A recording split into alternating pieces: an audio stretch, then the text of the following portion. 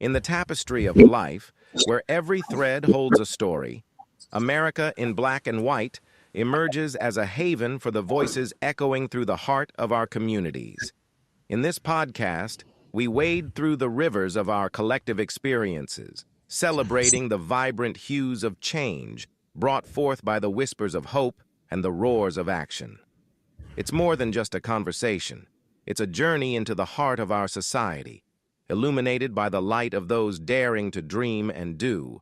Join us, and let your voice be the melody that guides us toward a dawn where every color finds its place in the masterpiece of our shared destiny. Together, let's paint a future brimming with the positives that dwell in our minds and the actions that shape our world. Good evening and welcome to America in Black and White. Before I say anything else tonight, I want you to do something with me. Take a breath, let your shoulders down, feel the ground beneath you, feel the weight of your own body, that extraordinarily, irreplaceably, miraculous thing that carries you through every joy and every storm of this life. Because tonight we're going to talk about the body, not about what it looks like, not about what it produces or performs for the comfort of the world, but about what it holds, what it heals, and what it is capable of becoming when we finally give it permission to be free. In the African tradition, the body was never separate from the spirit. Dance was not entertainment. It was ceremony, it was prayer, it was the language of the ancestors spoken with the spine and the hips and the hands and the feet. When our people were stolen and carried across the ocean, they carried that knowledge inside them, encoded in muscle memory and rhythm, too deep for chains to reach. On the auction blocks of the American South, enslaved people danced.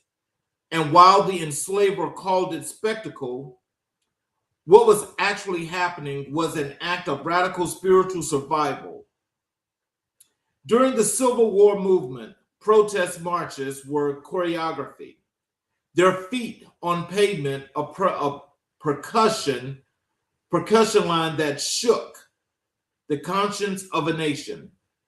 Through the emergence of hip hop in the South Bronx, through go-go in Washington, through bounce in New Orleans, through stepping and stomping and praise dancing, and every form that Black people have ever invented, we have always used the moving body as a site of resistance, remembrance, and renewal. But here's what we do not say enough, and what tonight's conversation insists we say out loud. Movement is medicine. Not metaphorically, not poetically, but clinically, neurologically, spiritually, and communally, movement heals. Research confirms what our grandmothers already knew when they told us to go outside and play, when they sang while they worked, when they put on a record on a Saturday afternoon and let the living room bounce to a sanctuary.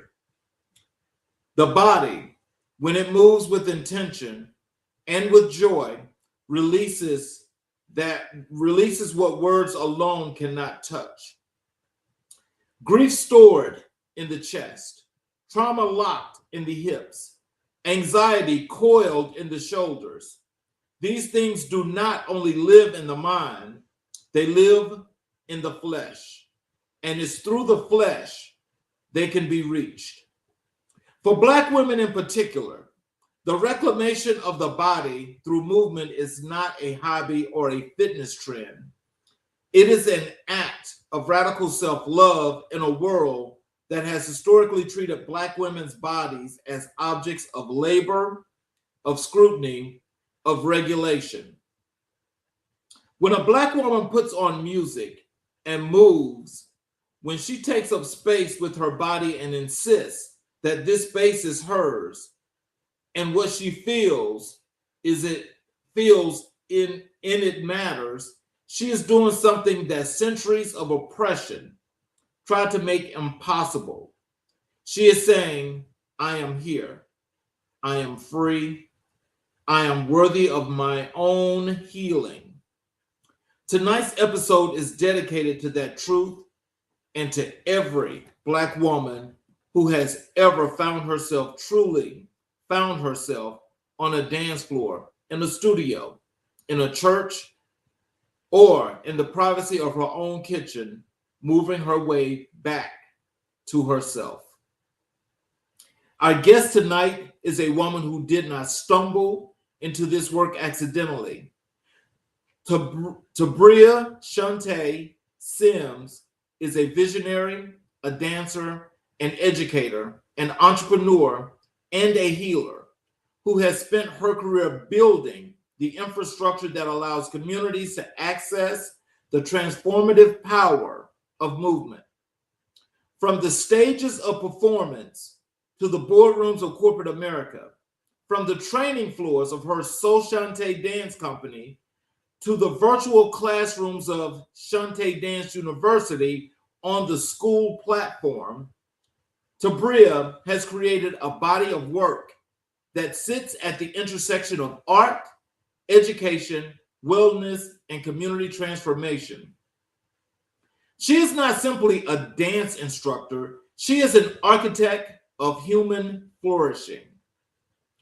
What makes Tabria's work more particularly compelling to me, and what I believe will resonate with each of you watching tonight, is that she has never separated the personal from the professional, the artistic from the healing. For Tabria, dance is not what she does. It is how she understands the world, how she builds community, and how she invites others into the fullness of their own humanity. Her students are not just learning choreography. They're learning how to inhabit themselves with confidence, with joy, with purpose. And in cultural moment, when the conversations about mental health in Black communities have never been more necessary or more urgent, her work arrives as both an answer and an invitation. So tonight, I invite you to learn to lean in, pour yourself something warm, get comfortable in your body, whatever that means for you right now, and come with an open mind and an open heart, because the conversation we're about to have is the kind that does not end when the shadow does. It is the kind that follows you home, that sits with you in the quiet, that makes you want to get up tomorrow and move. That is what American Black and White has always been about, conversations that change something in you. Let's begin, and let's bring Tabria Sims to the show. Hello.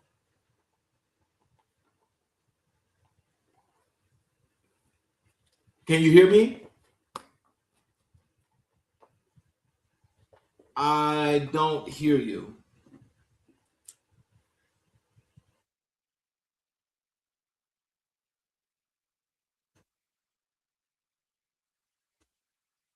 I think you're muted.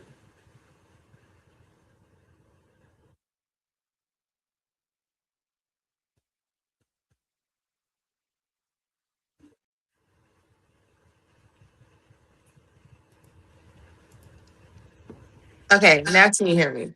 Yes. There we How are go. you? How are you? I'm amazing. How are you? I am excellent. Thanks for being here. No, thank you for having me. Like, oh my gosh, this is huge. This is really, really powerful. Like, and the introduction was amazing, by the way. Thank you. You are you are more than welcome. Is there anything you'd like to say to our audience before we get into the show? One, I just want to, I guess I could introduce myself, right? Um, He already did an amazing. Well, Charles did an amazing job. But I just want to say, welcome everyone. Just come in with an open mind and open heart, like he said. And if you are at home, I want you to drop your shoulders, inhale, exhale, come in with a clear mind, an open heart, and let's reset on this beautiful Monday. oh yeah, I love that. So we're gonna get into the show, and I want to start first. But I want to give the audience the opportunity to learn a little bit more about you. So we're gonna talk about your roots, identity, and the journey. Yes. And so let's start with Rockford, Illinois, is your starting point, your origin story. When you Mhm. think back to that city, the streets, the people, the culture, what do you see, and what did growing up there plant inside of you that you carry to this day? Well, Rockford, Illinois is basically, for you guys who do not know, that it is about 45 minutes away from Chicago, Illinois. So, man, there's nothing there. I just want everybody to know, like, as far as resources, as far as resources and wanting more, like, I've always known that it was something greater inside of me. I knew that, okay, I was intelligent, I'm a black woman. I knew my power early on, and I just knew that I was not going to get stuck there. Like when it came to like education, we have great educational systems, which I'm thankful for.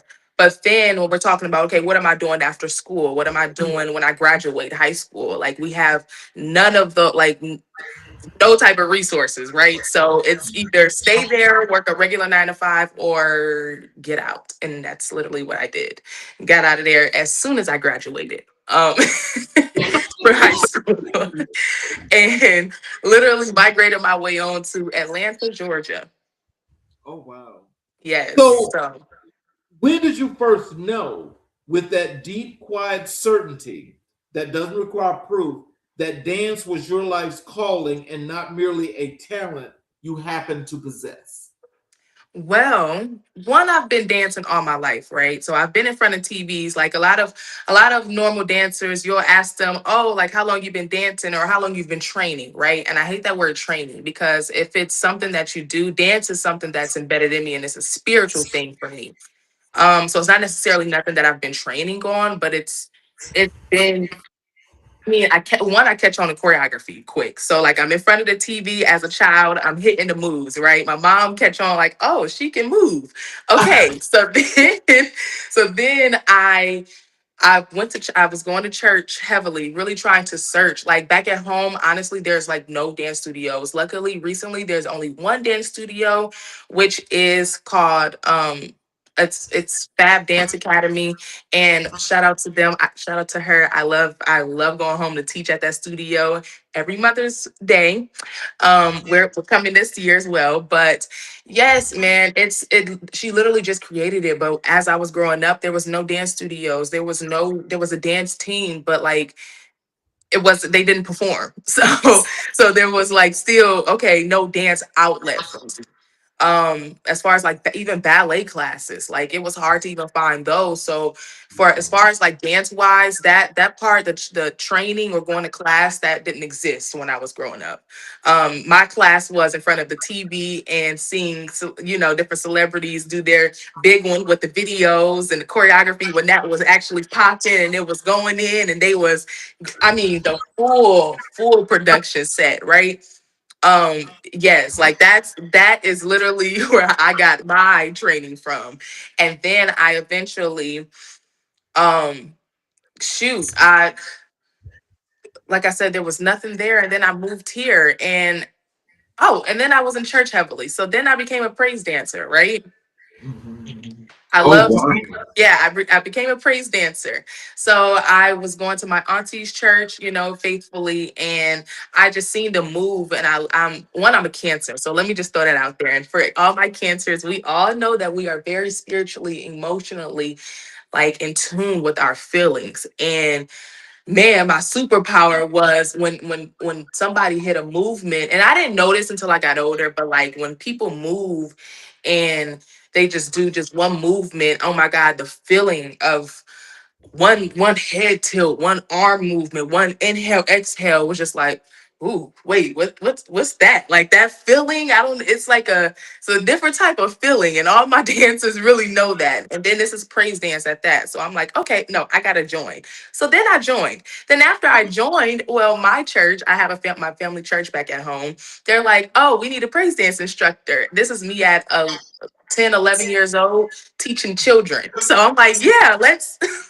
be a praise dance Oh teacher. I wow. want to dance. So yes, I was teaching. It was about like 10 of them. I had about 10 students. And man, when I tell you I still have the videos to this day. I just recently watched a video to do some reflecting, and it almost made me cry because it's like, oh my gosh, that was my piece. Like I did that. That's at a young age. That's what I was talking about. Um, that language that I was using, that power. So I was like, okay, yeah, yeah. That's when I was like, that's it. That's what I love to do. When I move and that feeling, that energy shift, my whole nervous system just shifts into like just happiness. It's like, okay, like it just feels so good. Like, and that's how when I knew, okay, that's what I like to do. It's it. And then the teaching part, like that's my favorite part of it. Like some dancers would be like, oh yeah, I like to dance with the artists and stuff. But my very, very favorite part is the teaching because I can teach you what dance really meant. And I love that you hinted on like the history of dance, where it originated from, how it was presented. And once I got into that, and I didn't get into that until college at my alma mater, Clark Atlanta University, we had a guest speaker come in, and she was just talking about our African diaspora and like where we came from, and like how how we use dance. And then she automatically just said dance, and here we go. God just be moving at the Right. time. This is my this is my junior year in college. Uh-huh. I'm listening to this lady, and she's like, and when you dance, it start with dance. Like I said, oh. Then she explained where it came from, how it moves, how you start from the ground up, and then you just. I said, "Oh my gosh, this is so me." Oh Lord, okay, this is what we're talking about. So, can you tell us, coming from a rural area, like Rockford, and coming to the city in Atlanta, was there like a culture shock that you had to gather yourself in order to get to this state of where you are right now? Actually, yes, but in a good way though. Like Mhm. it was a great. It was something that I really needed, and I didn't know that I needed. So, like I said, from where I'm from, like we have a community college, right? Mhm. I think bigger. My mom has always motivated me to think bigger, go higher, right? So Mhm. oh my gosh, shout out to my yearbook teacher. I love her to death, Miss Glidden. I love her to this day. She sat me down. Because she knew what I wanted to do. I was the editor in chief in yearbooks, so I did photography, videography, and I created yearbooks as well. So I was already in the director field role, doing that. Anything that had to do with movement. That was what I was trying to target. So Mhm. man, starting there and her actually sitting me down and being like, okay, so these are the universities that you can go to. And did you know that there's all black colleges? All black. I'm coming from a diverse high school and middle school with 90, about 85% is white people. Then we Right. have the rest of us are the minority. So Right. then my teachers are also minority. No, they're also all white. So I have no black teachers. They're all white. I had one black teacher, honestly, one black teacher, Miss Oluka Guy, which is still my mentor to this day, and she was my elementary school teacher, and that was it. I've had one black, Oh. about nope, about two, and but that one was actually when I was in preschool. So two black teachers I've had Mhm. growing up, Wow. Oh yeah, wow. and then getting so being taught, being taught about you, quote unquote, from somebody who does not look like you, it have you questioning a lot. I questioned a lot of things. Like I was that student. Right. Hello, okay, and if the most I would say, and it's so crazy because as I get older and I start to reflect on my life, and it's just like, wow, I really was in an African American class with a white professor. who was teaching me about me. Mm. Yeah. So that was crazy in itself. So I always questioned it and then always went around the subject. And the only thing we learned about in that class, honestly, like the students in the classroom, it was kind of like a protest, honestly. Like we kind of protested the whole time. Like we challenged him, honestly. So he could never teach, but we Mhm. always challenged him. So we asking him questions because you're teaching something about me. I want to know all the questions. I want to know all the answers. So what is it? And he would get irritated because he didn't know, like, he couldn't get deep into it. Like Right. slavery, where did that come from? What you know what I'm saying? Like just little bit of things. Like where did all this stuff come from? You're talking about it in the book, but what are we talking about for real? Like I'm confused. And I am an honor roll student, all AP classes. So I'm battling and competing with white people Yes.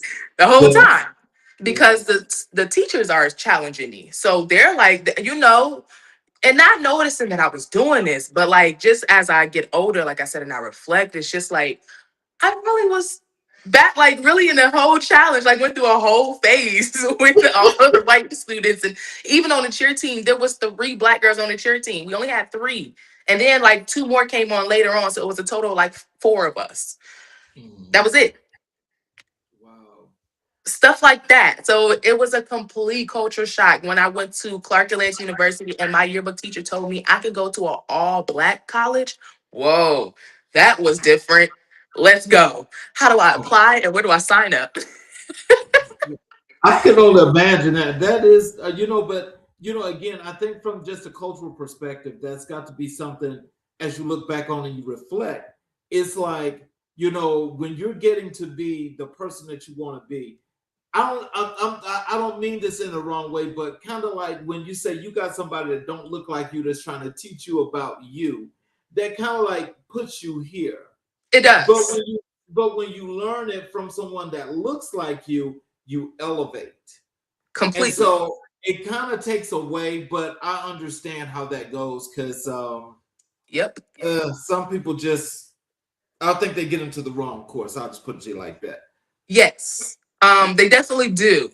Um, definitely got into the wrong course. I think he was a little discouraged after he got into it. He was excited. I see where he was coming from, right? I do see it, but Right, like I don't. right. I see it, but I Oh, don't.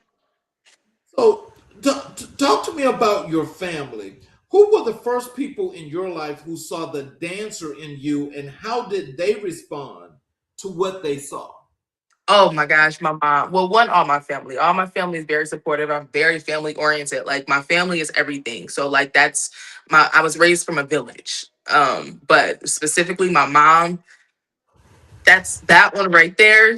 It was my way or the highway. Mom, I want to do this. Okay, do it. Mom, I Mhm. like to do this. Okay, do that. Mom, I dance. Okay. Now I see that and I believe in that. And that is where I know that's your true calling. Right. Yeah. Wow. Yeah. So Mom was number one. Number one. Still is. So there's a particular kind of education that a city gives you, lessons that no degree program can replicate. What did Rockford teach you about yourself, about Black life, about what it means to build something from the ground up? Hmm. Rockford taught me one, determination. They taught me how to be determined to do anything that I want to do. They also taught me to about family, having that support system, having that backup plan, having that community around you of people who believe in you. No, I see you for better. So I'm gonna elevate you in any way I can because even though I didn't go there, I see potential in you. So I'm gonna take you where you need to go. That is one, especially for some of them. But like my tribe, my community, yeah, they definitely taught me about community and determination. Straight grind mode. I mean, that's where all my grind mode came from. Like I said, I was a cheerleader. We had have 5 o'clock in the morning practices. One of the best cheer teams in the city, in the Mm. whole of Illinois, in Nick 10 competitions, competing real heavy. Like bring it on cheer. Oh wow. Yeah. Okay. So that determination, that grind mode, that's it. That's where Rockford instilled that fire in me. There's just that part, because I had no choice. It's like I have no choice. And then Clark gave me a a way to title it, and it was Find a Way or Make One. That is what Rockford was instilling in me, and then Clark taught me that. So, yeah. Well, there's a question that's in the chat, and I don't know if I want to put this on the screen, but there's a young man asking the question, what's the difference between white history and black history? Would you like to answer that question? Hmm. Hmm. Not really. See, But if we're I would coming say from this. where I am from, where from a HBCU mindset, where I was taught, there is the difference between white history and black history is that black people basically created the history. I mean, we are kind of the history. It's basically the same thing. We are the history. So like let me, like let their me history is our let me just say this, because it's always interesting that we have some folk that like to come in with this kind of stuff. But I'm going to say this: when they want to talk about the difference between black history and white history, what we have to understand is black people are the history that make up the entire universe of what the world is and its existence. exactly. So anything else other than black comes from black. That's it. And so Everything with comes from that us. being So said, anybody's history is yeah, our history. exactly. So I think that's one of the things that people kind of like need to understand. So just put it Yes. in that big old window and then you just look through it. Yep. So the decision to attend Clark Atlanta University, an HBCU, a historically black institution in the heart of Atlanta, was a significant one. But what drew you there, and what do you hope to find that you couldn't find anywhere else? Well, to be honest, Clark was definitely, well, if we're being honest, Clark was definitely not my first choice. HBCUs wasn't my first choice. Going to Mhm. black schools wasn't my first choice either. I didn't even know about that choice coming from where I was coming from. Thanks to my yearbook teacher, she told me, hey, look at this. This Mhm. is where you can go, right? So I started off looking at Juilliard. I was going to Okay. Juilliard. I was getting ready, getting prepped for Juilliard. Like, I'm going. Application, the 20, they was only, at that time, they was only taking 20 girls, 20 guys. That was it. No more. So I had to go in. But then she told me about that. So I'm like, okay, well, let me apply to everything. I'm just gonna apply to everything. Then I seen an all-girls school for Spelman. Spelman was the first option. So, Mhm. and then then she told me, oh no, that's an all-girls school. And I did my research with her, and we sat down, and she was like, well, I don't know if you want to go to an all-girls school. I said, oh no, not that one. Never mind. Then she told me about Clark Atlanta University. So then I looked into that one, and honestly, I just applied to all of them. But Mhm. that I was, and honestly, I forgot I applied. That's the crazy thing. I forgot I applied, but I was sitting down, literally getting my hair done, about to graduate. At the moment, I just did the early application for like college and stuff. So I just wanted to prepare early. So because I was getting ready to graduate. But I literally was sitting down getting my hair done. I would never forget that day. And I looked on my email because I'm always checking my email, and Clark Atlanta University acceptance letter. Oh wow. Okay, let me call my mom. Wait a minute. Oh, I'm going to oh, school. oh wow. Like I'm going to school, like a real university, like not a community college. This is a private institution. And I got in based on my academics. So Right. got in there. No financial aid in the beginning. I didn't know how to deal with that until later on, but I didn't know how to deal with that. Like Wow. a full ride in there because of my academics. Wow. And congratulations to you for not just that success, but actually carrying it forward and doing what you're doing now. Yes. So, how did Clark Atlanta University shape not just your academic mind, but your artistic sensibility, your sense of identity, and your understanding of what your work is ultimately for? Hmm. I always start off with, when I tell people, I say my mom raised me, but Clark made me. Um, Going there, really going to that institution, and like you said, it's a huge culture shock because one, I'm around people that look like me, and I'm getting taught by people that look like me. Not to mention, these are all millionaires, Mhm. people with real life like jobs, like real life money, like can do whatever they want to do.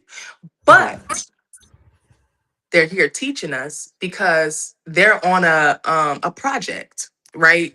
Half of our teachers are literally there sometimes on a project, sometimes just because they just love to teach and they have so much money and wisdom and knowledge they want to give back, and that's how they do that.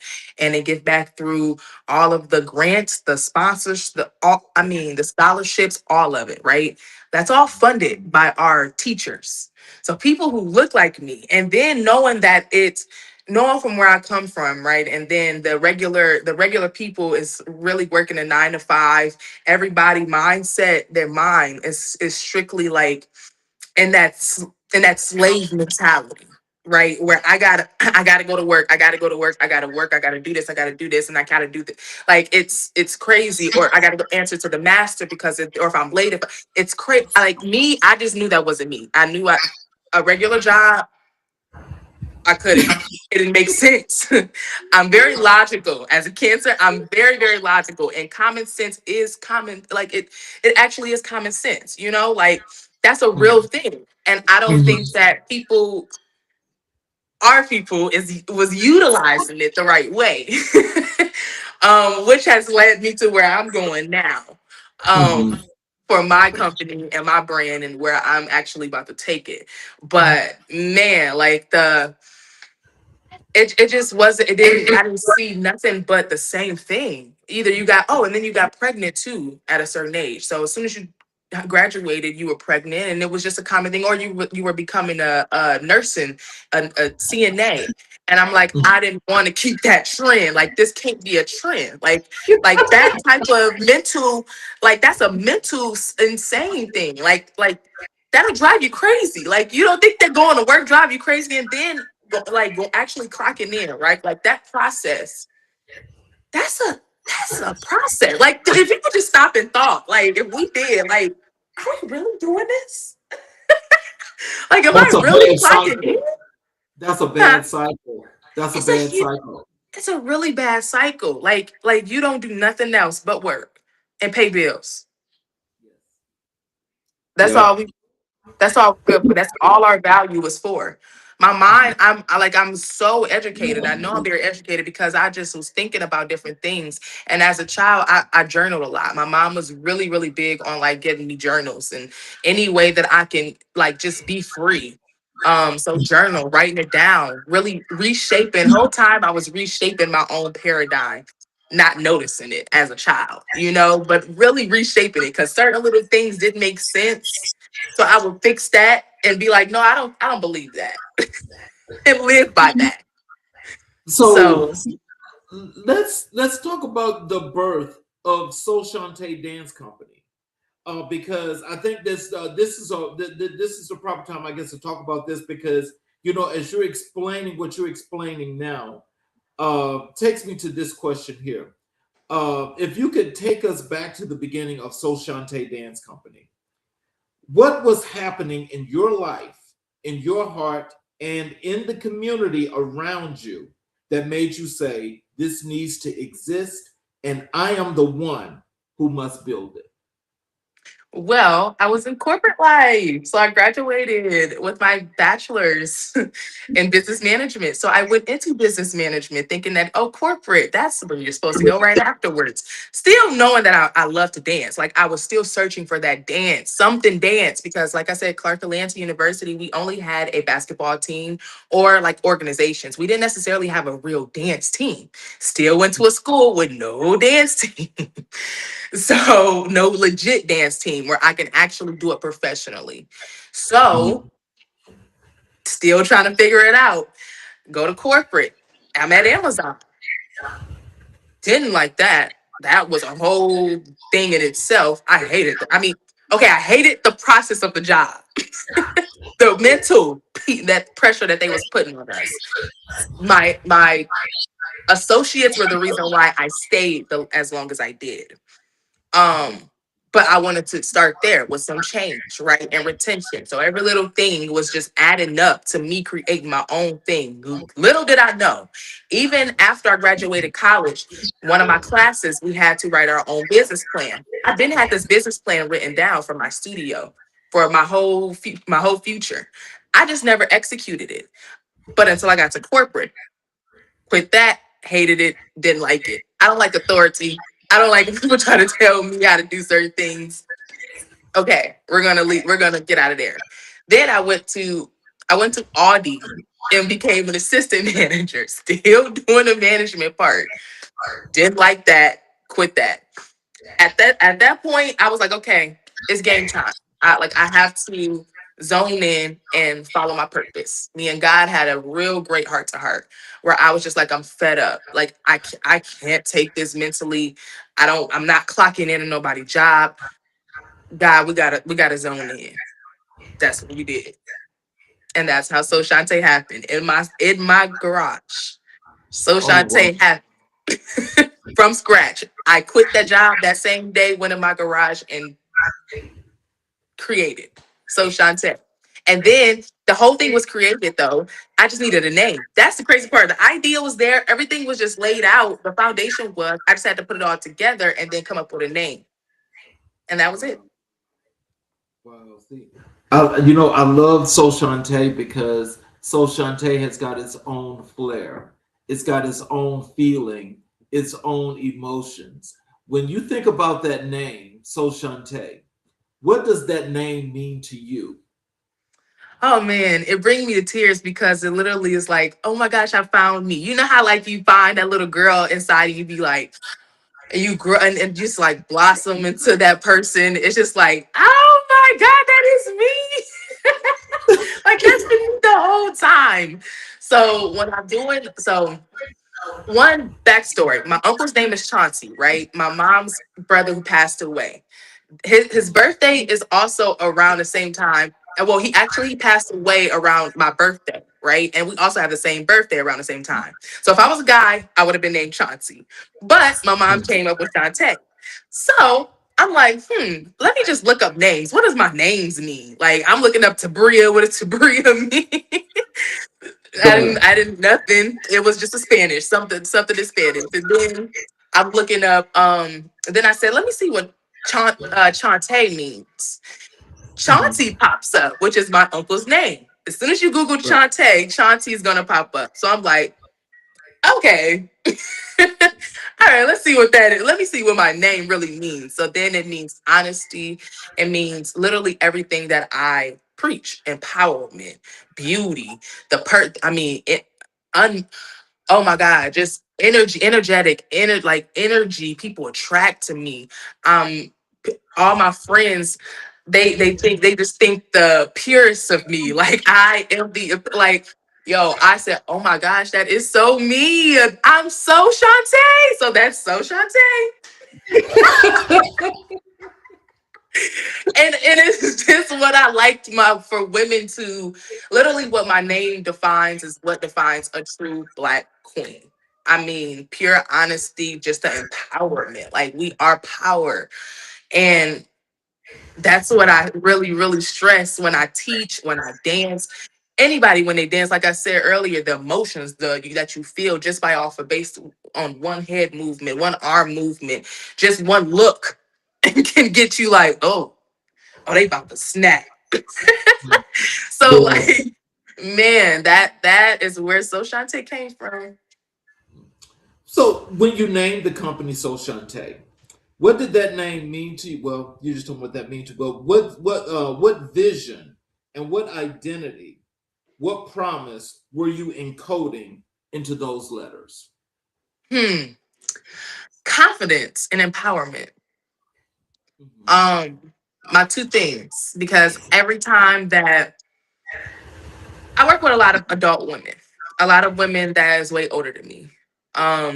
And it's a lot of black women as well, and all women in general. I love working with women. I just love, especially our older women who brain is more a little bit more developed, and they just need a little bit of help and a little bit of guidance to come back. You know, sometimes we need that, just that push, like get up, girl, like you got it.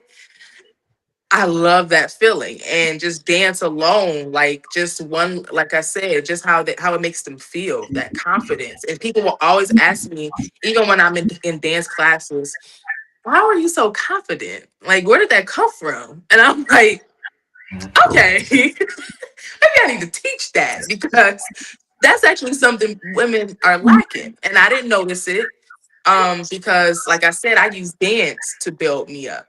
I use that to remind me of who I am, and to speak and use that as my language.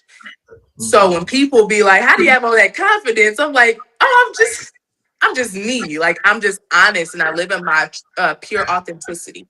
Like, I'm very authentic. Like, you won't see no fluff. Like, this is truly who I am. You can't get no better than that. I've never had to switch up. I've never had to do like the code, even around white people. I don't do the code. Like, you gonna get what you gonna get, and that's it. Mhm. And that's what I utilize for dance. And I love seeing women take that part of movement and utilize that within their daily practices. Like, and it's really starting in the mind. I always start with the mind. As I get older, I notice it's the paradigm. So my paradigm switch, I'm just retraining my mind, right? And just shifting gears, right? And everything is learned. So I'm just relearning myself. And I think that that's the best part about SoChauntay, is you get the opportunity to just be authentic, empower yourself through your confidence. Simple. So what was the void you identified in the dance landscape? The gap between what existed and what Black communities and Black women in particular actually needed, and how did SoChauntay step into that space? Well, one thing that we have been getting into recently is my somatic healing processes. And Mhm. that has been one of my favorite things, because honestly, I've been doing it. And once you understand your body, like I said, I utilize dance to also learn my body, especially as Black women, for any health issues, any type of um like diseases, illnesses that people naturally get. I'm a dancer. So all the practices and the exercises that we do, it's helping my nervous system. It helps my body. It helps build my stamina. It helps me, just little things. And actually studying your body, I think that that's the best part, and what you can use dance as. Like you said earlier, it's literally the study of the body. So with that part, like, I have been able to use my somatic healing, and I use it in my community, Shantae Dance University, which is on the school app, and it is called Somatic Heals Reset. And with that is, we do like just different ways we can reshape the mind, because it really starts in the mind and then it works the body. If your mind is right where it need to be, your whole body is just going to flow. So we have to start with the mind first. And it's something that I've just been teaching my women, because it's just like, you gotta believe in yourself first. The same as saying you gotta believe in yourself, or else who else gonna believe in you, right? It's the same concept. You got to take care of your body, or else who else going to take care of your body? So you can utilize that through movement, and just through like breathing techniques, or just stretching. A simple stretch a day, a simple head tilt a day, a simple touching on certain sides of your body a day will literally release so much anxiety, stress, lower tension in the back. And these are just practices that I've been doing as well, to like clear those, to clear the pain away. And yeah, so that's what I've Wow. been utilizing.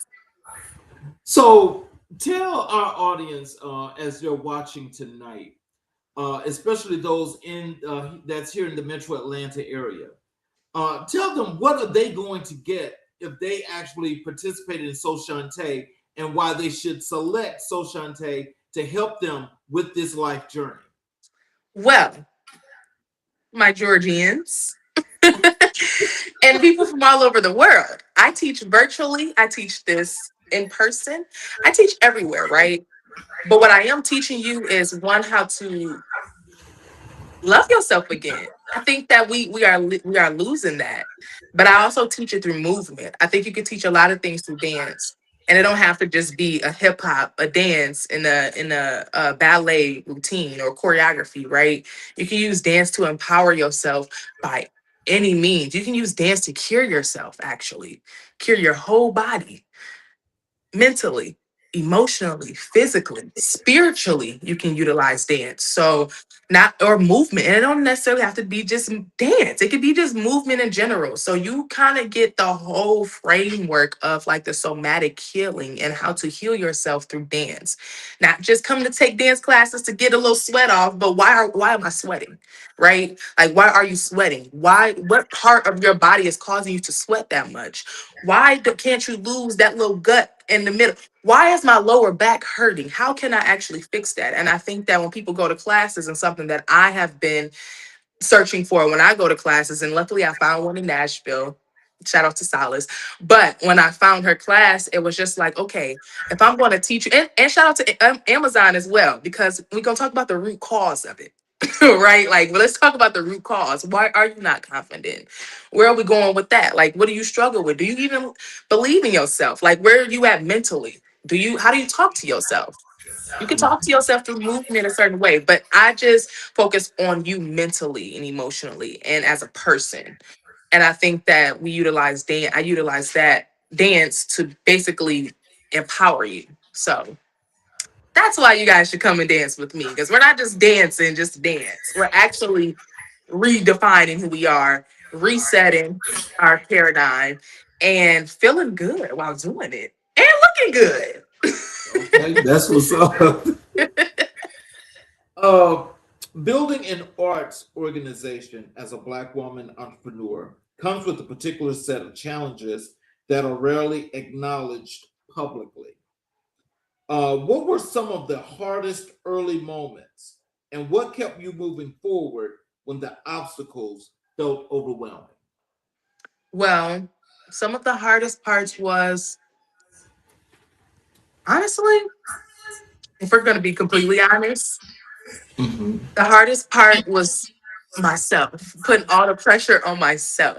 I think that as entrepreneurs, and I'm also hosting, we're hosting a class on my school community app. I have a guest speaker. She's talking about the mind of an entrepreneur. But one of my mentors that I recently met, literally, it's so funny how guys start putting people in your corner because to help pick you up, especially when his soldiers are down. He'll send one real quick to be like, let me adjust the crown. And sometimes you have to do that as well in this business, especially as an entrepreneur. It's not necessarily based off of how much, I mean, yeah, it is how much money we make. Yeah, we want to do that, but what's the bigger picture, right? Like if it's only strictly about the money, then what's the point? Like, what is the point? Do you love what you do? I think that that was one of the reasons why I just like, okay, I'm not looking at it as far as like how much money I make in a year.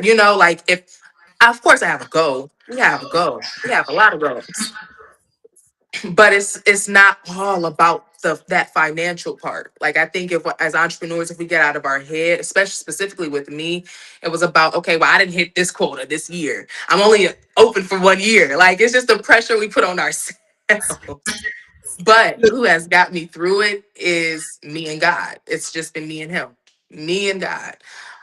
Whoever you believe, as entrepreneur, find you somebody who, I don't know what faith people believe in, who they worship, but find somebody to believe, to have that higher power. and in your That's corner. And then also the people you keep around you, your energy, your inner circle, important things. And that's keeping going every day. And my goal, like I love to dance. Like what? so. Talk to me about the disciplines you work across: hip hop, heels, jazz, ballet, contemporary, lyrical, fitness. Why was it important to you to build a company that was not confined to a single style or tradition? Because to be honest, I wanted to go to that Juilliard school. I wanted to go there, but since I didn't get to go there and get in, I was going to create my own. So that's what I did, and I'm going to do all styles to create my own franchise and do what I want to do. And this is that's how Shantae Dance University came about. And then now we're also in the process of starting the real university. But I'll keep you guys updated on that. Well, we definitely gonna be following you for that anyway. So Oh we'll make sure yeah. that that gets out. Um, what was the first moment when you knew that SoChauntay Dance Company had truly become something larger than yourself, when the community had genuinely claimed it as their own? Oh man. I would say when I got my first booking, my aunt my aunt asked me, "Hey, can you teach? I want you to teach like when my tribe around me when they were actually like, hey, can you teach? I need to pay you for this birthday class that we're hosting, and I need you to be the dance instructor." And it's a whole birthday party, so it's a lot of women in there, and they all older. So we need a beginner dance, a beginner dance. Don't do too much, but I want it to be sexy, and I want it to be. I'm like, okay. So my very first heels class that I taught was just like, oh, oh no, this is it. Oh, Oh, this is what I'm okay. talking about. Okay. That feeling afterwards, and then just the conversations that I had with the women afterwards was just like, oh wow. Oh, I'm actually like empowering women. Like, oh no, this is a thing. Like I'm really doing it. So yeah, when you actually start to do it, you be like, oh, I'm doing it. Yeah. One of those moments. Well, a couple of comments here for you. You can respond to these. There's the first one here. This is from Mr. Jackson. It says, "Let's go with fixing the crown." What'd he say? And here it is. I'll put it on the screen for you Let me again. see. Hold on. Because I don't know why I can't. Oh, there There he you is. go. Now I can see the comments. Yes. And here's the second one. If you want to respond to these, you can. I know, right? I know, Build it, right? Build it, Corey, build it and Corey, they will build it, and come, which is what I did. I since I couldn't go to the Juilliard where I wanted to go, I was just gonna build my own. And that's something that Clark also taught me. Find a way to make one. Okay, yes. I'll make my own. Don't worry about it. And I'm gonna teach all styles. And we're gonna do it better be like, yeah, I don't break dance yet. I'm working on break dance. And once I learn how to break dance, that's added onto it. Exactly. I'm Oh, getting the break brilliant. dance down. They put it in the Olympics. Exactly. I'm about to be in this breakdancing. So once they are in the breakdancing part, okay, I'm excited. I'm in there. Now I'm in there. So let's move over to Shantae Dance University and the school platform. Shantae Dance University is a bold and exciting idea. What was the genesis of it, and what was the moment you realized that what you were teaching needed a university, not just a studio? Well, go back to that mindset of I'm gonna create my own university, but this time I'm gonna do it virtually. Mhm. Like, ooh, I could do my own little university. I could make my own dance school, my virtual dance studio, and teach Mhm. these women online even if I couldn't, because I didn't have a space at the moment. At the moment, I still teach virtually, or I do my in-person privates. Okay. Since I'm in Georgia, I moved back to Georgia from Nashville. Yeah, I'm in a process, not necessarily looking for a space because I'm also somewhere else with my company. We're gonna take it there first and then we'll reverse back. But yeah, I'm like, okay, I want to teach. I really, really want to teach.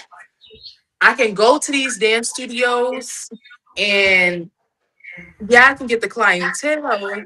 And yes, I would have to still pay the dance studio fee, but I can still teach. Or I could go on this platform and I could teach virtually and make my own money and create my own platform and my own studio. And I chose to do that.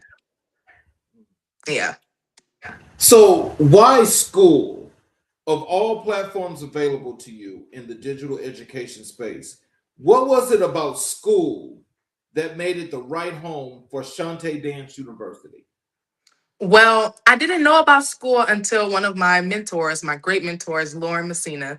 She sent me a message on Instagram, and it was way before I was even thinking about starting my own company. She sent me a message saying, "Hey, I think you should join this thing." And I'm like, "This, if you're a dance teacher, I seen something about." I'm like, "Okay, whatever. I'm not looking at that. It's just another scam." But then I got real into it, right? I started creating my own thing. And then I'm like, "Ooh, okay, I need to teach. Like, now I need to teach somewhere. I need a space. So I can go ahead and look." But then I remembered, oh, this lady did reach out to me about a space. Let me go back to my Instagram DMs. I went back, looked up her name, found it, the top one out of nowhere. This is how God work. Top one, found her, sent her, read the message, what she said. All I seen was something about dance and teaching and something like that. And I left it away. I just ignored it. But then I read it again. And she was like, if you wanted to be a dance teacher, if you want to teach on my platform. I said, oh, she wants me to teach on her platform. Okay, what is this? I looked at it, did my research, and reached out to her, and she explained everything, and it was beautiful. I said, oh my gosh, you mean to tell me like I could just come on here and create my own thing and get paid from it too? Like I could teach and get paid online. She was like, yes. Like, oh, well, let's go then. How do I start my own thing? And I taught Okay. her her platform, and it was so fun. Like my first virtual dance class. So I was like, oh, this actually turned out very well. And I got great feedback from it. The ladies in the community loved it. So I was just like, okay, it's time for me to create my own. So, online dance education is a fascinating and sometimes controversial concept Hmm. because dance, after all, is a physical, embodied, commune practice. How do you bridge the gap between the screen and the body? And how do you make virtual movement instructions feel real and transformable?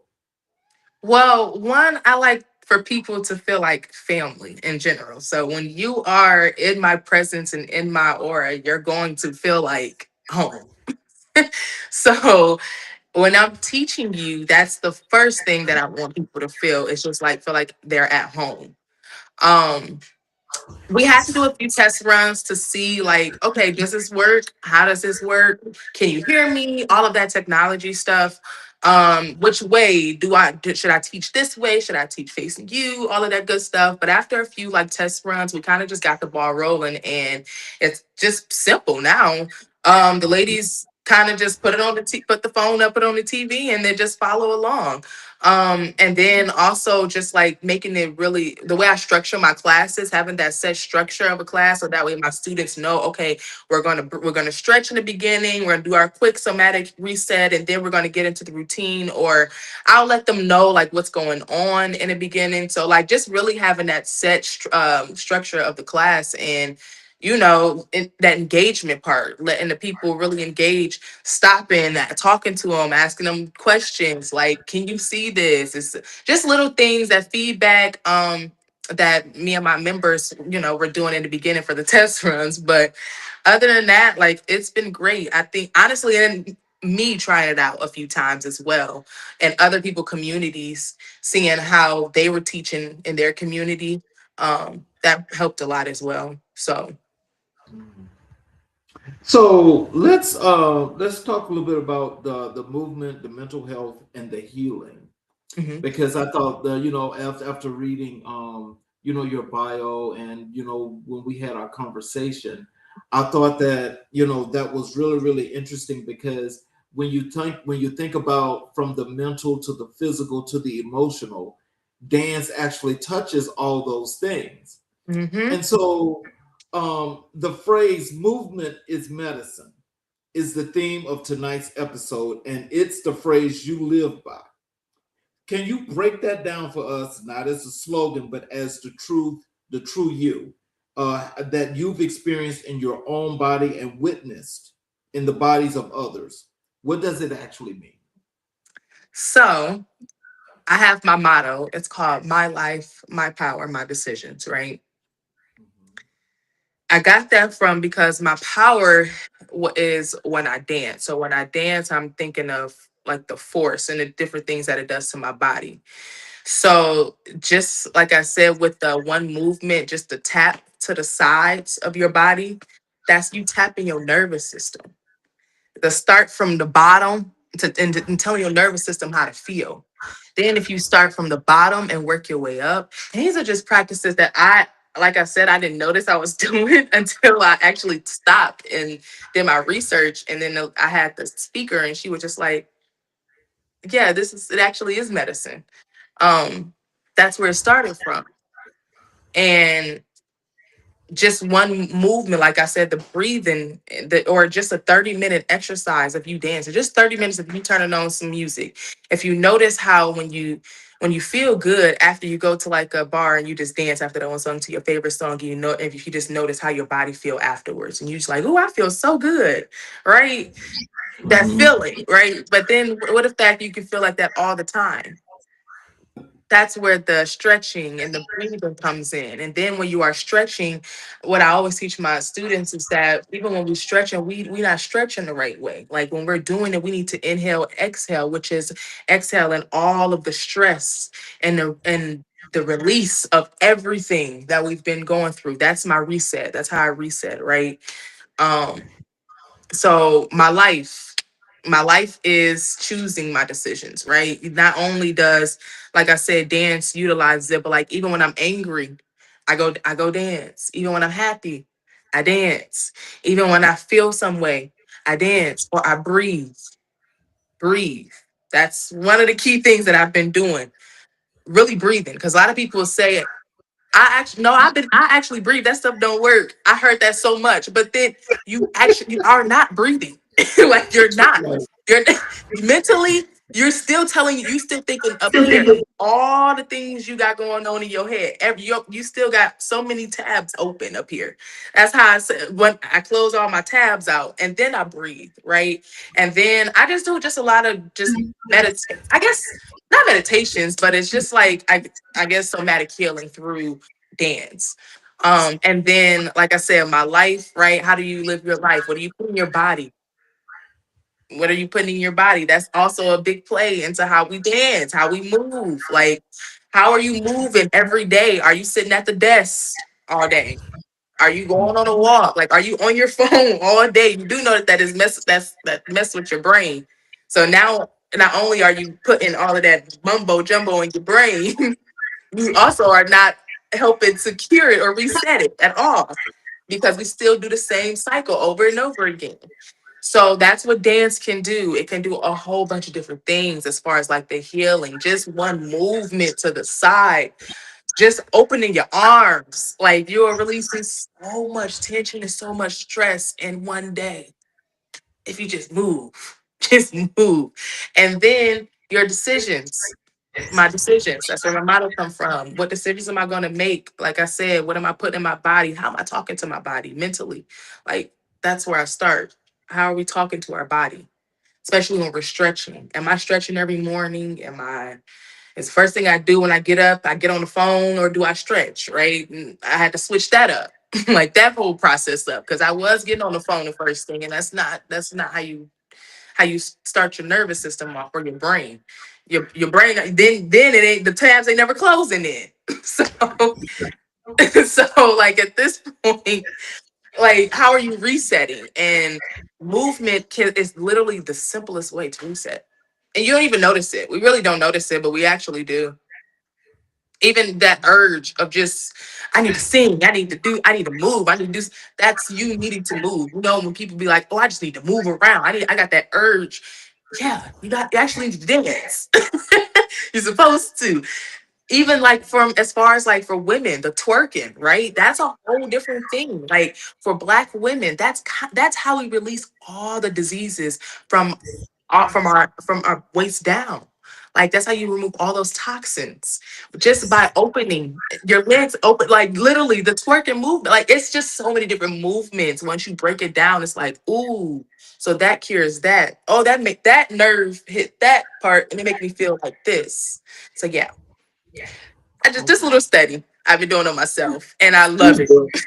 Well, I tell you, look, I'm gonna have to try to implement some of those things for real, because a lot of that I know that I'm missing sitting at this desk all the time. All the time. But you know what? Even if you're sitting at the desk, but I do that too. And that's one thing that I have been doing with I started this thing, I started at Amazon actually. We used to do this thing called working well huddles. And what I used to do with my team is we literally working all day, but like mentally we're not resetting. So we just strictly just moving like like robots, right? Um, but like, how do we come back? How do we start over, right? And we used to do these things called working well huddles. Well, I didn't like the way that the lady did it. I'm a Cancer. I'm gonna do everything that I want to do on my own. I don't think I'm always do my own way, even if you tell me it's this way. But we doing working with huddles, and my team was like, and this is just me loving dance. They know I love dance, so they was like, we don't want to do that. We want you to stretch us out and you to do it. So I'm like, okay, that's right by me. Let me go ahead and set up these huddle or these stretching routines for y'all, and it went perfect. When I tell you, it lowered one. I didn't have no retention rate. If my associates were gone, it was because they were with child um or on leave. My all of my KPI metrics hit because just that mindset. People work for people. So me using like redefining their paradigm, switching every time they stepped in the morning, they didn't worry about the work part. They wanted to come in to reset. So that's like, oh, okay, I kind of been practicing it the whole time, just really teaching it now. Wow. Yeah. So in Black communities, there has historically been a complex relationship with mental health, a Mhm. combination of stigma, mistrust of formal therapeutic systems, and a cultural tendency towards resilience that can sometimes mask deep pain. Right. How does dance reach people who might not walk through the door of a therapist's office? Hmm. Ooh, easy. Dance, dance, man. You can literally do. I tell people all the time when I have a hard day, or if I don't feel like myself, I just go dance. And then when you start talking to everybody else, and just go take a class. And then when you start talking to other people around you that's in a class, none of them are real life dancers. None of them want to do it professionally. And the people that actually come to class, they just want that reset. They just want that physical reset. But then it's actually the mind that that they actually are working on. That's why they feel so good afterwards. Like I just feel relieved. Even people who exercise, even people who go to the gym. You go to the gym and you work out, you sweat, you get all of that, right? All that tension out. And then all of a sudden it's just like, oh, I feel good. I feel so good, right? Your whole nervous system, your whole body just reset based off of movement. Movement. Not even just dance, movement. You empowered yourself through movement. We always do it. We do it all the time. We don't even notice it, but we literally do it all the time. Let your favorite song come on. Okay, that's my song. That little sway, even that little sway. Ooh, that little sway, you still feel good, but that energy around it. If we just pay attention, it's like, oh, that energy shift. Yes. Simple things. So, have you had your own personal experience with movement as a healing tool? Moments when the studio or a particular song or the act of simply moving your body brought you through something that words alone could not resolve. Yes. Oh, oh yeah, I definitely did. And I usually start with I use it through praise dance. Even at this age. Right now I have one of my clients, which I'm so blessed, and I'm just so thankful that God is literally using her for as part of my worship. Um, we're doing a praise dance piece, and that's my first love. So that right there is just like, oh my gosh, okay, my God, my healer, right? So worshiping him, and so that's another way that I communicate with him. So for people who don't necessarily do the whole, the get on your knees and pray type of thing, right? Everybody say they get on your knees and pray. Really, you can praise with just one dance, one movement. You don't even have to do all of that. And I praise through that. And I heal through that. And also grow from dance. So from praise dance, yes. I'll just turn on the song and just let them use me. And that's that. And I feel good right afterwards. Brand new. Wow. Yep. So, there is a growing body of science around somatic healing. The idea that trauma is stored in the body and must be accessed through the body, not just the mind. How does your work engage with the understanding, whether consciously or instinctively? Well, like I said, the way that you stretch, I don't think people really, when people say they stretching, they don't know the proper stretching techniques and what it actually is supposed to do. Like I was, one of my favorite testimonies from a class that I did, an actual stretching class for beginners. One of my members, she was like, I never even thought of like somatic healing or that in that type of way, like stretching in that way, or like utilizing that tool when I stretch, because I always stretch.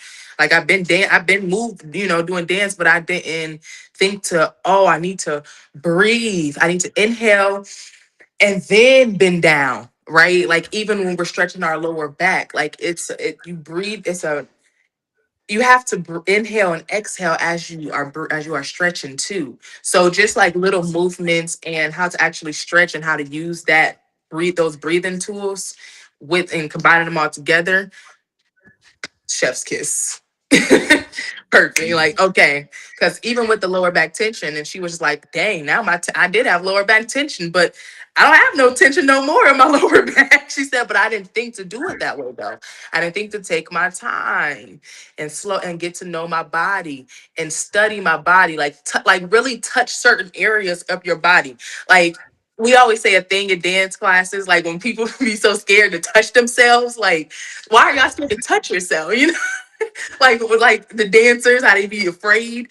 But Right. even when you stretching, like when you're doing a simple arm, like what part of your arm is sore, right? Or what part of that muscle are you stretching? So like just understanding your body a little bit more, I think that would be amazing. And that's something that I teach. Um, Everybody, men and women, like understand your body just a little bit more, especially those muscles, certain muscles. So let's go a little bit in depth with your corporate wellness and community partnerships and the impact of that. Corporate wellness is a booming industry, but much of it is still dominated by conventional approaches, gym Mhm. memberships, meditation apps, stress management seminars. How did you break into the space, and how did you make the case for dance as a legitimate and value corporate wellness modality? Yeah.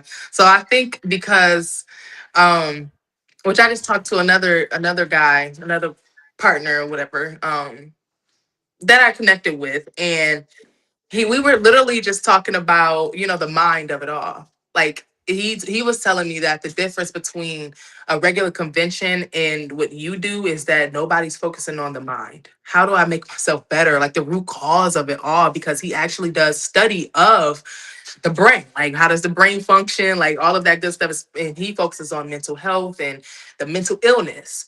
And all of that stuff. And he was just talking about partnering and collabing on something because he's like, you actually focus on the mind. You start there and then let the rest flow. But it's just like, because that's the brain is your most powerful tool.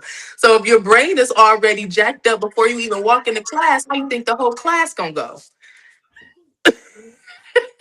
Like you gotta reset. Like we gotta find some way to reset.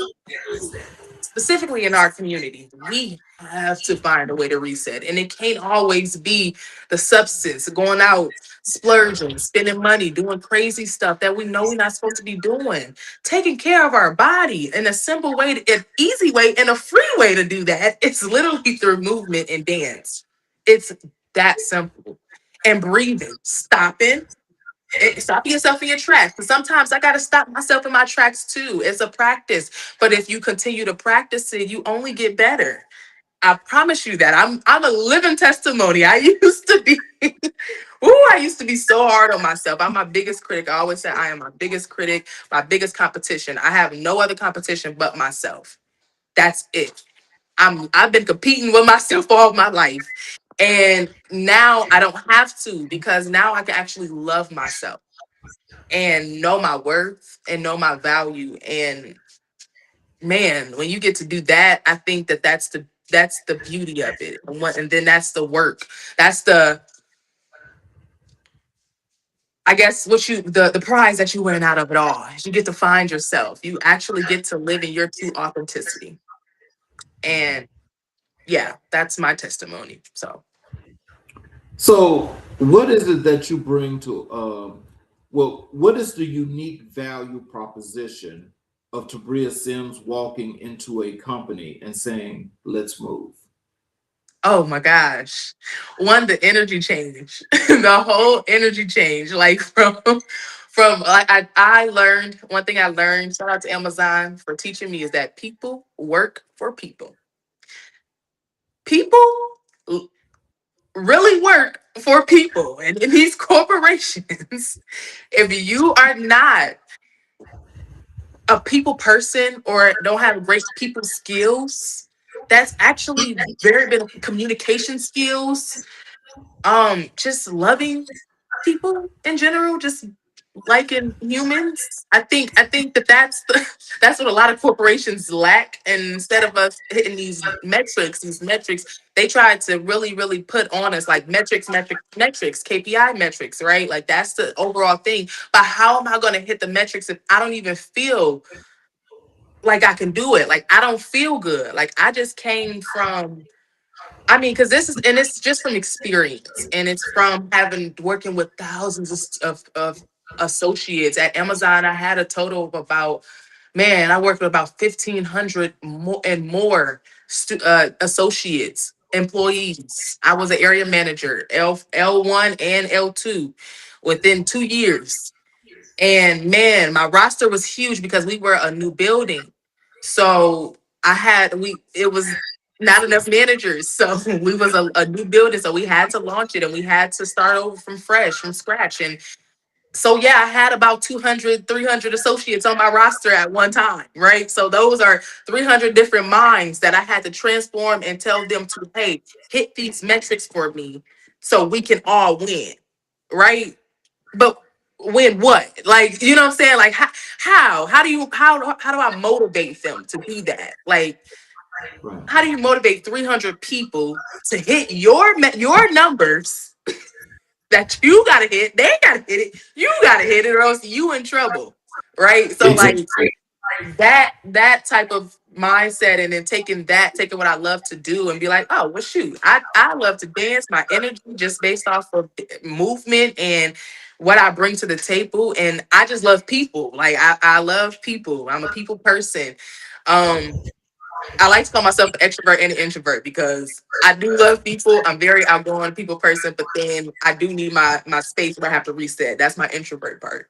But yes, man, now coming into your building and telling your people, okay, now let's start with movement, let's refresh. And then a lot of these people are coming from like so many different walks of life, right? Like, man, they're coming from all over the place.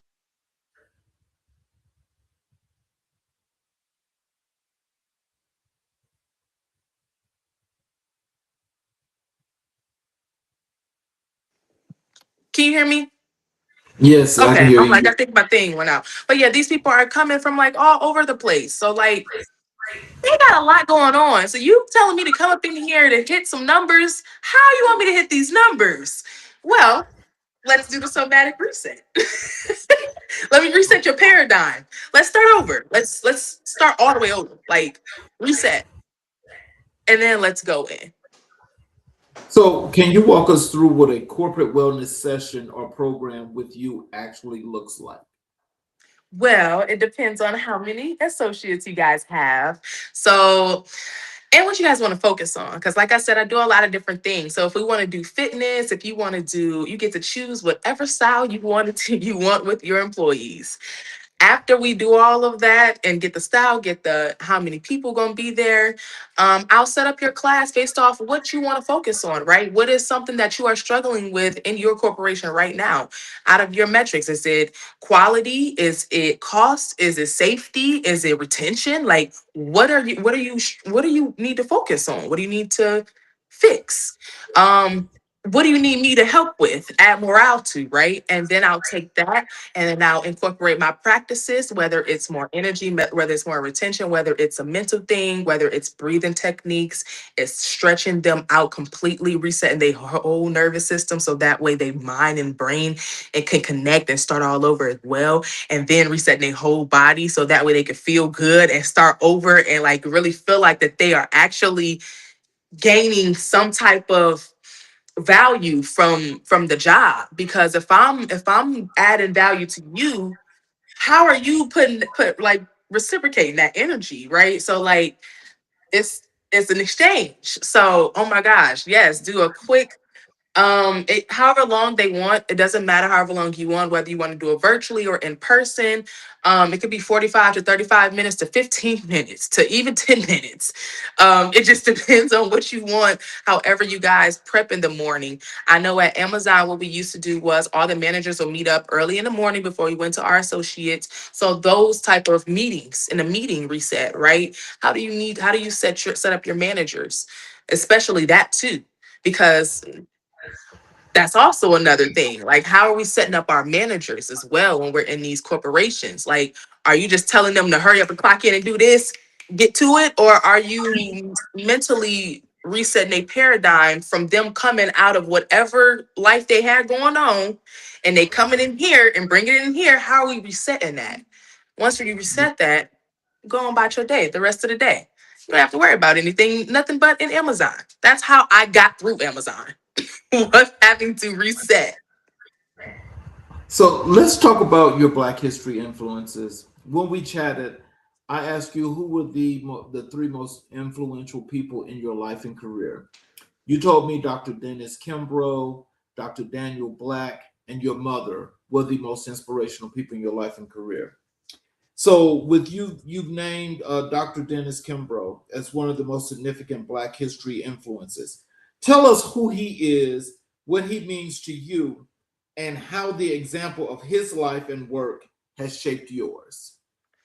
Well, Dr. Dennis Kimbrough, that is my professor, my mentor, our confidant, our leader. Like he is everything in the business school. When I first got there, it's like he's the dad, the father, the mother, the everything you need him to be. And man, when I tell you getting there and having to take first year seminar, because at Clark Atlanta University in the business school, it's mandatory that we take first year seminar, second year and third year seminar. So I look at those as basically a way to rebrand and reshape us as people. Um our mental though. That's where that mental, right? That paradigm change, that paradigm switch that he really installed in us.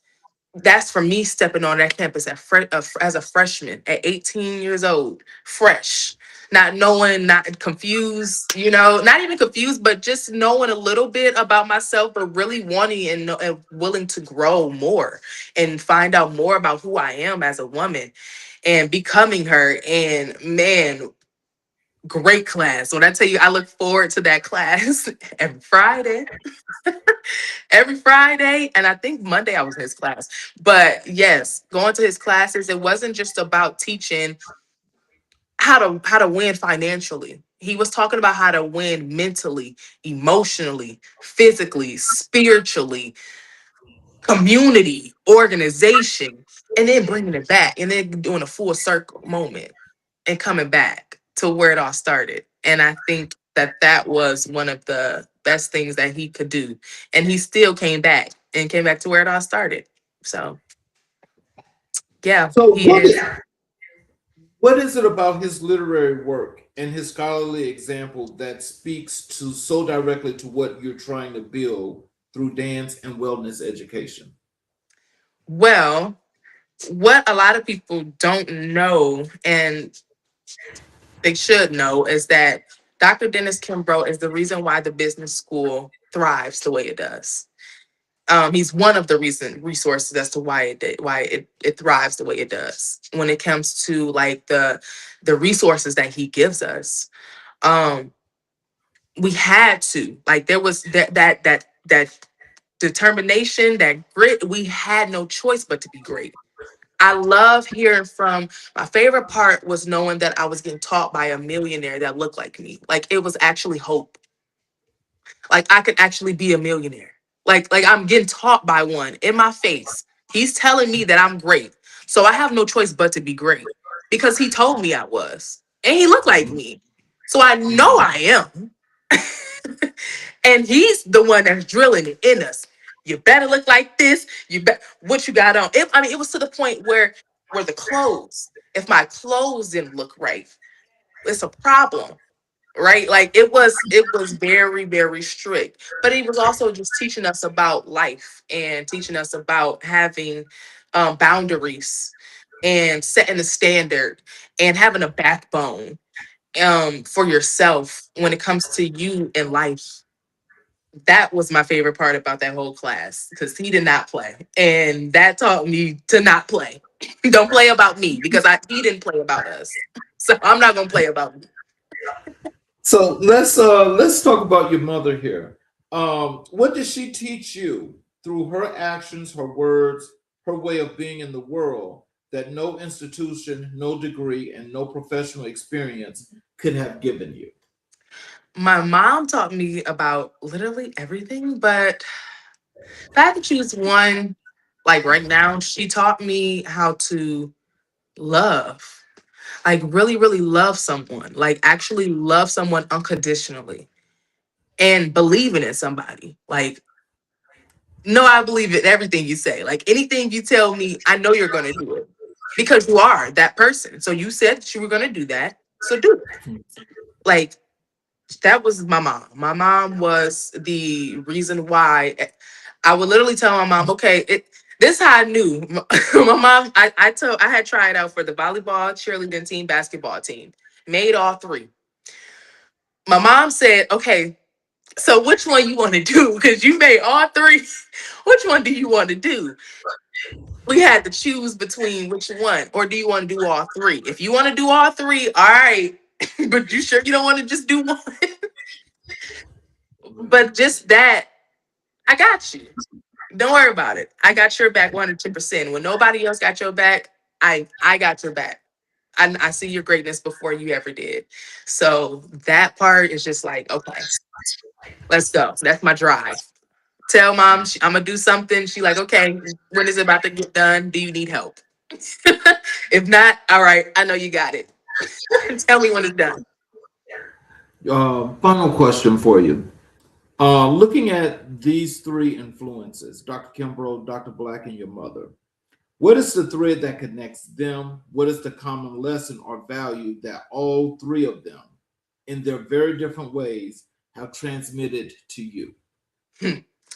My life, my power, my decisions. Mm. Mama allowed me to make my decisions. My life started, Dr. Kimbrough helped me reshape my life, turn my life around into something I never imagined that I could. My whole brain, like I didn't even think I know I could think like that. I knew I could think like that, but like knowing like it actually is there, like no, you could think it and do it. My life, my power lived within Dr. Daniel Black because he instilled that in us just by letting me know who I was as a Black woman, strictly Black woman, and let me know the real deal, who I was, where I came from, where I originated from, why I walk the way I walk, why I talk, why I look the way I look, all of it. That's it. My life, my power, my decisions. And they all played a huge role in it. And which is why now I tell people it's you better define and find your life, your power, and your decisions. Because I'm telling you, that's the simple way to live. It's a simple way to live. Once you know those three, you're good. So, in closing, what are some words of wisdom and encouragement that you would like to leave with our audience? Tell them how to connect with you via your social media, go to your website, about your dance courses, any of those good things. Hmm. What I would like to leave everybody with, one, believe in yourself. Really, really believe in yourself. It sounds very simple. It sounds very cliche. People tell you to do it all the time. But the actual practice of you believing in yourself, like, say it, like really stopping and being like, actually, I am going to do that. I'm going to do that and then do it. And doing it. And then not only that, find your higher power. Because when you do it with your higher power, it's just y'all two, and you zone in with that with your higher power, everything, all the doors just start opening. When you are living in your purpose and you are living in your alignment, you will be able to walk in your power, your life, and your decisions. Because if it's you and him, you good. You good. And then resets. Really reset your paradigm. Like I really would love for you all to, like, for all of us, for Black people, we gotta start somewhere. And it really, really starts up with us mentally. If we Black people, if we start here, everything else, I promise you, is gonna fall. It's gonna fall right into place. And then you're gonna be like, whoa, yeah, because I did the same thing. I Yeah. irritated to say, whoa, let me switch this. Let Yeah. reverse psychology it. You know? Like, I'm not broke. I got a lot of money. That type of thing. Even though like I'm a millionaire. Even though I don't have million, I'm a millionaire, right? Like that type of thing. It's not called manifestation, it's called God. It's called having a believer. And it's called knowing you and walking in your faith, your purpose, and your alignment. And you guys can find me anywhere on social media at SoChauntay anywhere on social media. That is my company name. And also, if you need this healing, need this reset, every Monday, I teach Monday Reset. We have Monday Reset with Shantae inside my school community. If I'm not busy, right? If I'm not busy, I am teaching. But yes, every Monday we have Monday Reset with Shantae. Every Friday we have Walk in Your Power with Shantae. So not only am I resetting you at the tip of the week, I'm gonna show you how to walk in your power at the end of it too, and then walk into the beginning of the week just by your mental, right? And through movement, because I love to dance, and you should too. And yes, you guys can find me everywhere. Like I said, SoChauntay_. Please follow me everywhere. Um, and yes, join the community. I would love to see you guys there. I would really do. And get into these classes, get into this somatic healing, get into your healing, heal yourself. And I love you all. Thank you for watching this episode. And thank you so much, Charles, for even asking me to come on this platform. This is huge. This is epic for my company, for us to be 1 years old. This is huge. So yeah. Thank you for this platform. Continue doing this platform, man. This is you walking in your power. So I mean, super honored. Completely honored to be here. Well, I appreciate you so much. And before I close the show, Mr. Jackson just put another comment here for you that I think you like. I'm gonna put it Oh, on the screen.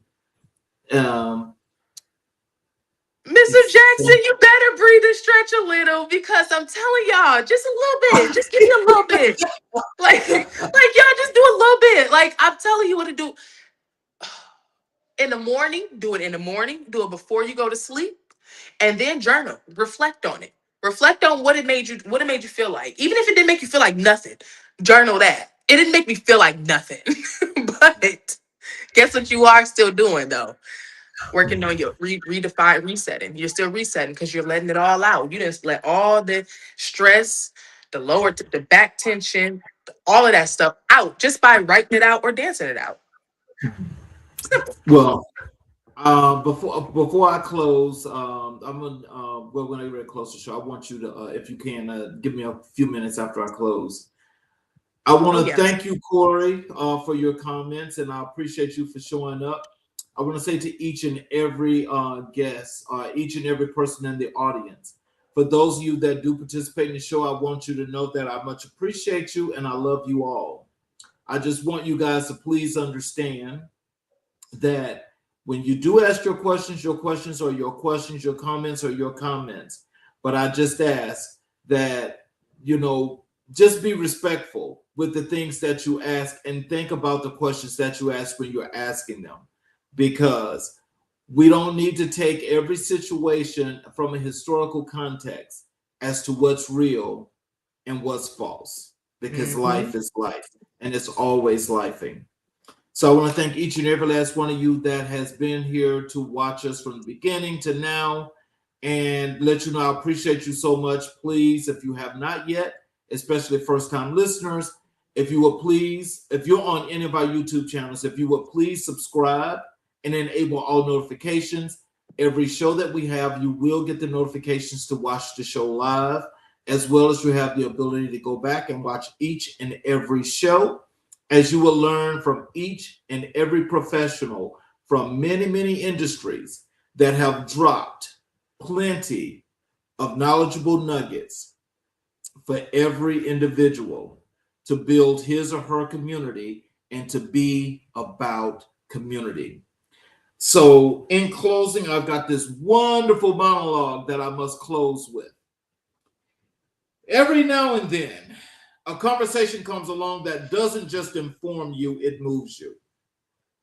Not metaphorically, not figuratively, it reaches into something that will steal and make it want to rise. Tonight has been that kind of conversation. Tabria Sims came to this table not with a rehearsed narrative or a carefully managed brand image, but with the full weight and beauty of a life lived in purpose. And what she shared with us tonight will stay with me long after these cameras stop rolling. I hope it stays with you too. Three things have crystallized for me in one course of this conversation, and I want to name them before I let you go. First, movement is not optional. For Black people who have historically been denied so many forms of expression, autonomy, and joy, the reclaiming of the body through dance is not a luxury. It is a revolutionary act. Every time Tabria walks into a studio or opens a virtual classroom or brings her work into a corporate hallway, she is insisting that Black people deserve to heal in their wholeness, and that their bodies are sites of liberation, not limitation. Second, community is not a background feature of this work. It is the entire point. Tabria did not build SoChauntay Dance Company or Chauntay Dance University for herself.